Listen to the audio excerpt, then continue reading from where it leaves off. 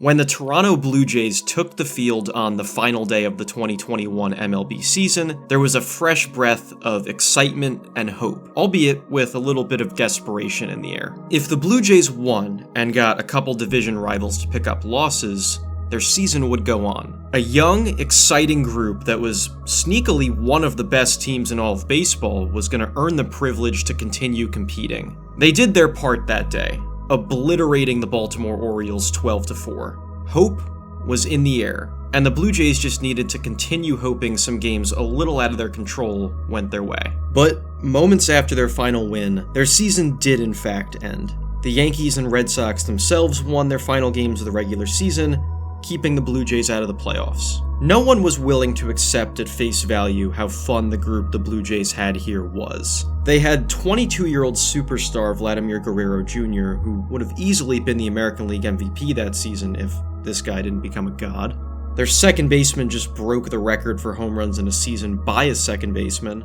Their best pitcher is about to be named the best pitcher in the American League. They're loaded with exciting young talent all over the field on both sides of the ball. And everyone just seems to be shifting into the mindset of, we don't care about what just happened. We're going to be alright. We're going to dream about our future because our time is coming. The 22-year-old superstar put that sentiment out into the open before the next season. Last year was a trailer. Now, you guys are going to see the movie. Well, the movie we got was something out of the Sony Spider-Man villain universe. Sure, I get being optimistic for the future when you have so much young talent, but this is a team that hasn't really sniffed the big dance yet. They have one playoff appearance with this core group, where they got in the expanded playoff more than half the league got into in 2020, and proceeded to lose both of those playoff games. You have to actually, earn it if you're gonna start yapping. And this is a problem that persisted all of the next couple years. Even when nobody realized it, the best days had already passed. The vibes were never again as good as they were walking into the building for the last day of 2021. The second base machine that left after that season ended, you can now find him winning a World Series for a different blue team in the AL around the same time. And the Cy Young pitcher left too. You can later find him pitching against the Jays in their next postseason series appearance. By the way, yes, the Jays did in fact make it to the playoffs in 2022, but it wasn't through the same level of dominance Guerrero alluded to being on the way. They improved by just one win from 2021, and nearly every significant player on the team had a weaker on-field season than they did the year before.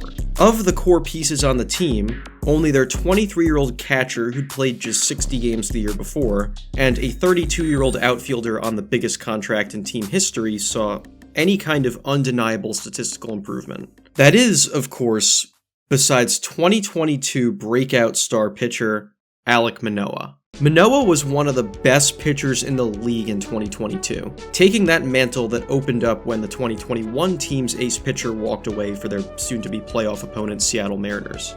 It's easy to see why Manoah felt confident in himself and his team. Being a 24-year-old pitcher who throws a lot of innings, doesn't give up much offense against him, and finishes as an All-Star and Cy Young Award finalist is usually the kind of baseball performance Anthony Fantano would think is yellow flannel good. The problem lies in that he may have also become the face of the yappy, wait, we haven't actually achieved anything, Toronto Blue Jays in the process. Manoah was given the ball for Toronto's first home playoff game in 7 years to start the best 2 out of 3 American League wildcard series against the Mariners. A pretty huge spot for a young pitcher to find themselves in. Being the frontline guy for a team in postseason games and all, that's not exactly something every young arm gets to do. So, naturally, reporters were interested in his mindset coming into such a pressure-filled situation. His response? Pressure is something you put in your tires. Here, swinging a line shot down the right field line. Fair ball in toward the corner. Here comes Julio riding third, he'll score. Suarez in at second with a stand-up double. Swing and drive into right field. This one is going. It is going. It is gone. Goodbye, baseball. A 2-run home run has just shocked the fans here at Rogers Center. Something you put in your tires, huh? Manoah getting tagged for 4 runs in under 6 innings, including a huge home run by a man known simply as Big Dumper, really made his overconfident quip minimizing the biggest start of his career to that point even more of a bad look than you might still think. for two reasons. Number one, while Manoah gave up 4 runs that day on the mound, his Blue Jays teammates generated 0 runs of offense in response. You may not be familiar with the rules of baseball, so I'll just make it abundantly clear. You cannot win a baseball game with 0 runs scored. Sure, they should be just as much to blame as Manoah, but having a bad day on the mound after trying to downplay the fact that the stakes of this game meant losing means you'd have to then win 2 in a row to save your season is embarrassing. But something else might have flown under the radar after Manoah made these comments, for better or for worse. This wasn't even the first time this season Manoah used car puns to make big moments seem less important. Where does that gear come from? From the transmission. Either this is just how he jokes and he didn't think anything of it, or he has a tendency to not want to give any acknowledgement to things like this. Seems like either way, if you view this as a positive or a negative spin, which both are totally reasonable if you ask me, this is just the kind of dude he is. It tracks with his sense of humor and his personality to begin with. The Jays did have a chance to bail Manoah out though by winning the next 2 games, and for much of Game 2 against their old friend on the mound, it more than looked like they were on their way. An 8-1 lead after 5 innings is a treat in baseball. You cherish those leads like you cherish the gold scar you found in Fortnite. Going into the 6th inning, Toronto had a 99% chance of sending the game to a winner-take-all Game 3. A huge sign of resilience and stepping up in the moment for a team that not only expects to win, tells everyone they expect to win. Which makes it all the more unbelievable when, seemingly the snap of a finger later in the 8th inning, this is now a 9-9 tie game. But you know what? It's not even over just yet. With a 1-out base runner in the bottom of the 8th, Guerrero steps up to the plate with a chance to be the hero. Oh look, a stolen base. He's a single away from giving Toronto the lead. Again, shouldn't have lost it in the first place, but you can make it right and no one would remember that if you come through. Vladdy is also a participant in the Blue Jays' near unmatched ability to fire off catchy quotes about their self-confidence. You saw that already from him with his line about movie trailers. Under 2 weeks ago, before this at-bat, he hit a walk-off single against the Yankees and declared Rogers Center, the Blue Jays stadium, as he has a moment handed to him on a silver platter to come up huge and prove it in a playoff game that could save his team's season. He fails, inning over 1 batter later. 2 doubles in the top of the 9th give the Mariners a 10-9 lead, and the Blue Jays' season ends 3 outs later. Just like that, it was over. The movie of the 2022 Blue Jays season included 0 postseason game wins. Manoah, in particular, has never been the same after this. It's almost like he's not even playing the same sport anymore. He struggled terribly to start 2023. So bad, in fact, they sent him to the lowest level of minor league baseball. He gave up 11 runs in under 3 innings in his first start there, eventually came back to the big league team, struggled again, they tried to demote him once more to get right, and then Manoah refused to pitch at all for the rest of the season. This really bizarre saga did wind up getting put behind him when he made 5 respectable starts in 2024, but then he suffered an injury that's on track to keep him out for most of 2024 and potentially all of 2025. Why am I focusing so much on Manoah's subtopic here, you may ask? You already know things never really got better for the Blue Jays. I've spoiled that much for you already. But Manoah is a huge symbol of the main message I want to get across that uses these Blue Jays as a cautionary tale. Not recognizing when you're in your best days and savoring them. Not cherishing your youth and your optimism and your hope, living in the moment and not worrying as much about tomorrow or the future you're entitled to have. Andy Bernard and Ferris Bueller were right. You never really know the good times till they're gone, and things change so fast, you might miss it. Nobody at all is entitled to tomorrow. Enjoy right now, today.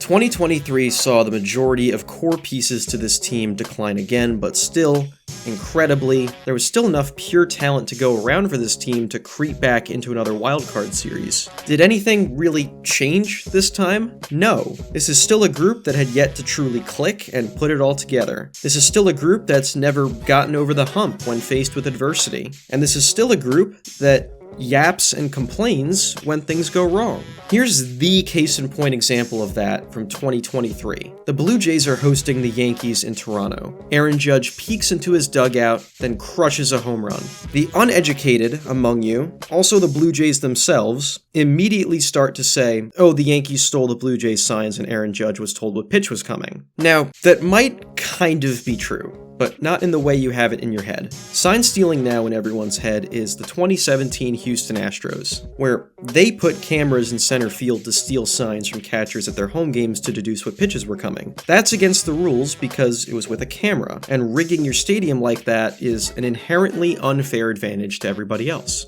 The Yankees are on the road with no such setup, and it's generally accepted someone with them figured out a tell from the pitcher or catcher with their own eyeballs. That's fair game, because a human being figured it out with their own intellect and human anatomy. So rather than whine about how the Yankees picked up some tell on you in your own building and capitalized on it, how about you learn and grow and improve from that experience and not make clumsy mistakes anymore? And a base hit, likely ties the game. Do they pick it off? Oh, they got him!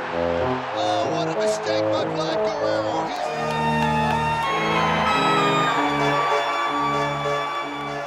Oh, yeah. It was that kind of playoff series for them in 2023, too. The Blue Jays lost both of the 2 games to the Minnesota Twins. The first playoff game wins for them in 20 years. Imagine that, being the first team to lose a playoff series to the Twins since the Moneyball A's. Toronto did not even have the lead at any point in any game in the series. They had plenty of opportunities to come up clutch and get a big hit and change the tide in their favor. They just never did. Bear in mind, for a team that constantly talks like they're destined for success in the big moments, they have yet to win a single playoff game. Not a playoff series, an individual playoff game. I'm picking on them just to get across one simple message. Do not, ever, count your chickens before they hatch. There are plenty of teams exactly like these young Blue Jays who never climb back to the good vibes high they thought would only be the beginning. Start savoring your special moments and understand how precious that success actually is. It's not just a sports problem, which it's a problem in more than just baseball. Look around all other team sports. It's a problem in life. Start savoring your special moments and understand how precious that success actually is. A feeling that became all the more obvious in hindsight when the 2024 Blue Jays regressed the hardest of any of these teams, finishing in last place despite Guerrero nearly matching his MVP-type form from the start of the story. Remember, he burst onto the scene in 2021, nearly winning MVP, and it felt like the beginning. He did achieve getting back to that same position 3 years later. The team just hadn't caught up with him. Well, I guess technically maybe they didn't. There was no catching up to do because there was still no playoff success under their name. There's no help on the horizon, there's no huge savior waiting in the wings, and the clock is actively ticking louder than ever before. Guerrero's contract with the Blue Jays ends after 2025, and he's currently very far apart with the team on negotiations for a new one. In fact, he's low-key publicly endorsing the idea of being on another team already. The window is slamming shut, and they recognize that far too late. You want to know why they, quote, reek of desperation? Because it seems to have hit the Blue Jays management like a sack of bricks that they never actually achieved anything with their fun young team, and now they're about to age out of that window. Time caught up to them. They didn't grow and nurture and enhance the good thing they had before it was too late. Management did seem to try. Oh boy, we'll get to that in a minute. But for much of this core group of players' time together, there wasn't enough done to change the culture and actually level up what was going on. The problem still stayed the same. It came back to bite them, and I think other key players around the league noticed. And I think they noticed in a way that wound up being unthinkably embarrassing for the Toronto Blue Jays. George Springer is still the largest contract the Toronto Blue Jays have ever given out. They signed him before the 2021 season to a $150 million contract. Now, this is a team that has supposedly made offers of $700 million to Shohei Ohtani and Juan Soto in free agency. Surely, a team with pockets that deep should be able to sign someone to a contract bigger than $150 million, right? Well, so far, no. Ohtani turned him down. Soto turned him down. Corbin Burns turned them down on the pitching front. They were interested in Willy Adames, but evidently he wasn't interested in them. Who knows if they even met with Yoshinobu Yamamoto. Alex Bregman hasn't signed anywhere at the time of this recording, but the Blue Jays are in a spot where it appears they have to keep raising their offer to get him to think about biting. The question thus has to be asked, why are so many players refusing to take the Blue Jays' money? It can't be as simple as players don't want to move to Canada and pay Canadian taxes. We've seen high-profile soccer players uproot their lives to the Middle East to play in weaker leagues, largely because of money. People are generally pessimistic in our society that money eventually takes over everything. Offer someone enough, and they'll cave. So far, the bag of money alone has not lured high-profile talent to join this Blue Jays core. This obviously talented, pre-existing Blue Jays core. At this point, there's an incredibly long list of guys the Blue Jays were, quote, interested in, but couldn't actually get. How does this keep happening? It would be incredibly small brain of me to dumb this entire thing down to one issue. People make decisions on where to sign for very different, very personal reasons. It's unlikely that there's one general common issue swaying basically every Impact player away from Toronto, but we can read a few tea leaves from a couple quotes about their pursuit of Juan Soto. Blue Jays general manager Ross Atkins, the architect of the team's roster, said the team was, quote, grateful to be a part of the process. Now keep in mind, a belief supposedly surfaced in the industry that the Blue Jays would be the highest bidder for Soto, and yet they were still probably topped by either $65 or $105 million, depending on how you look at it. I mean, sure, you can view it as an honor to get in the same room with Soto when he's looking for a new team, but is it harsh to say you gotta have more fight in you than that? You can't be thankful to be part of the process if you also don't get down to be one of the top 2 or 3 teams in consideration when people think you have the deepest bag and should be the one who puts the most money on the table. Blue Jays manager John Schneider also publicly expressed a sentiment that he thought Soto had asked really good, sophisticated questions to them during that process. Like, where's family sits? When does the team open the roof at the stadium? Which actually has made some kind of impact on the players. That's not just some stadium design type question. And how good the team's minor league system is, so we know if they can sustain being good for a long time. Those are not very in-depth, sophisticated questions. Those are very standard things players would want to know when committing somewhere for the long term. For the Blue Jays manager to seem really impressed that guys not only asked about this, but seemed to get answers that swayed them away from the team, is something I don't think is getting talked about enough. I would be remiss, though, if I didn't close this thought out by talking about what had happened with the Blue Jays in the free agency cycle before. They had been linked to Shohei Ohtani, and had been considered a player for his services down to the very end. The Dodgers were always the main and most likely favorite, but the Blue Jays were in the fight towards the very end. And then, one day as Ohtani got close, a national MLB insider said that a source said Ohtani was flying to Toronto. A private plane took off that day from Santa Ana, California, to Toronto, Canada. Blue Jays fans immediately jumped to the conclusion that Ohtani had to be on that flight, getting ready to sign with the Blue Jays. Even as plenty of other credible reporters outnumbered the original report, saying Ohtani was not, in fact, on any plane of any kind to Toronto, Blue Jays fans still felt that their moment was here. Because why else would a private plane be taking off from California to Toronto? Why wouldn't Ohtani be signing with the Jays then? I am a Mets fan. My team actually did sign Juan Soto. The Mets owner has the most money available, and it still didn't feel like some kind of foregone conclusion. It still felt special and like a true, unprecedented privilege to have a player like that commit to your team. Something I hope Blue Jays fans eventually learned as well, because that plane was actually flown for Robert from Shark Tank. They learned that when he got off the plane. Not Shohei Ohtani, and Ohtani soon signed with the Los Angeles Dodgers. A heartbreaking microcosm of this entire era for Blue Jays fans. Getting your hopes up, a slight feeling of entitlement that it just has to eventually go your way with this team, but never actually having the tangible accomplishments to back it up. Many signs point to 2025 being the official beginning of the end for this group. The Jays are not projected to compete for the AL East division crown. They're in fact closer to last place than first in the projections. Guerrero's contract with the team ends after the season, and the prevailing expectation is that he will be playing for a different team once he gets the opportunity to. and the remaining core pieces that had declined have not been supplemented enough in other areas to save the ship from sinking. Only time will tell if this actually all plays out that way. But I do hope everyone involved can learn from what has gone wrong while they still can. Inside and out of Toronto, there are plenty of lessons to be learned from this failure, missed potential, and underachieving. The question is, if we're all doomed to repeat it.